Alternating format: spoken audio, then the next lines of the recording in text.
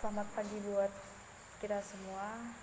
Nama saya Sirius Vivisalviana Purba, kelas NER 1B dengan NIM 0320210888. Di sini saya akan menjelaskan fungsi ragam bahasa dan sejarah bahasa Indonesia. Yang pertama itu bahasa itu penting untuk alat ekspresi diri, alat komunikasi, alat integrasi dan adaptasi, dan alat kontrol sosial.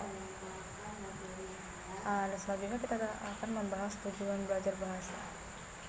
Di sini ada 4 tujuannya.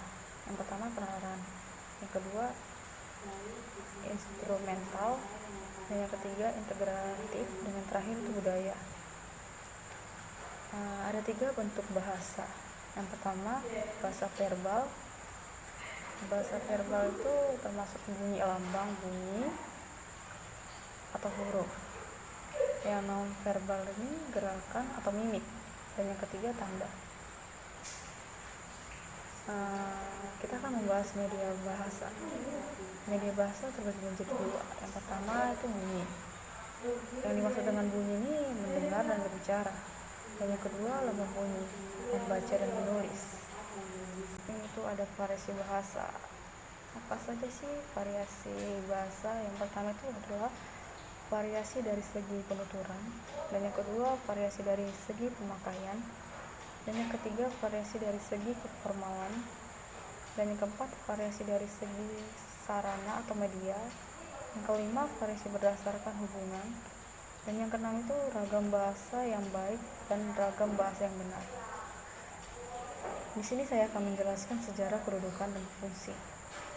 Dan tujuan mata kuliah bahasa Indonesia itu adalah negara kepulauan, negara majemuk atau heterogen, negara kesatuan NKRI. Mewujudkan NKRI dibutuhkan suatu bahasa, yaitu bahasa nasional. Di Indonesia ada lebih dari 800 bahasa daerah. Ada yang mirip dan ada yang berbeda. Sumpah Pemuda 28 Oktober 1928 dipilih bahasa Melayu menjadi bahasa nasional atau bahasa Indonesia karena lebih populer, sistem sederhana, mampu sebagai alat pengembangan intek, diterima semua etnik. Kebijakan pemerintah, kedudukan dan fungsi bahasa Indonesia, yaitu bahasa nasional, bahasa negara atau pasal 38 UUD tahun 1945. Di sini saya akan membahas bahasa nasional, yaitu alat pemersatu, alat kebangsaan, lambang identitas, alat perhubungan.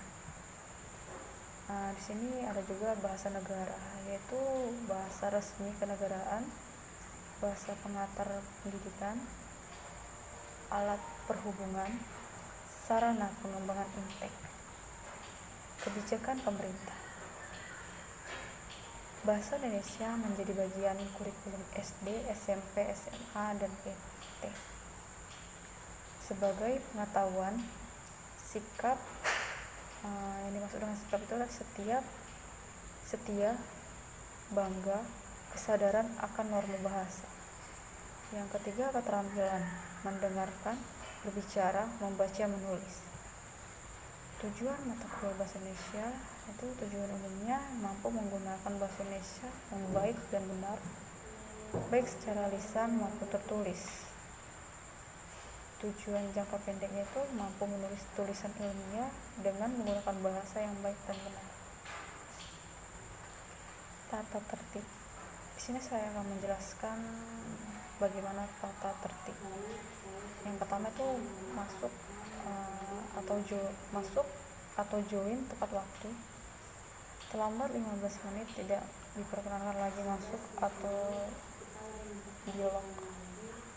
Yang kedua, berpakaian rapi. Tidak boleh pakaian kaos oblong. Yang ketiga, menjaga ketertiban waktu kuliah. Dan yang keempat, mengaktifkan video selama Zoom atau perkuliahan.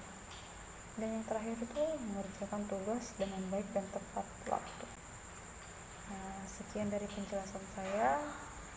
Apabila ada tutur kata yang salah, saya minta maaf, dan semoga video ini bermanfaat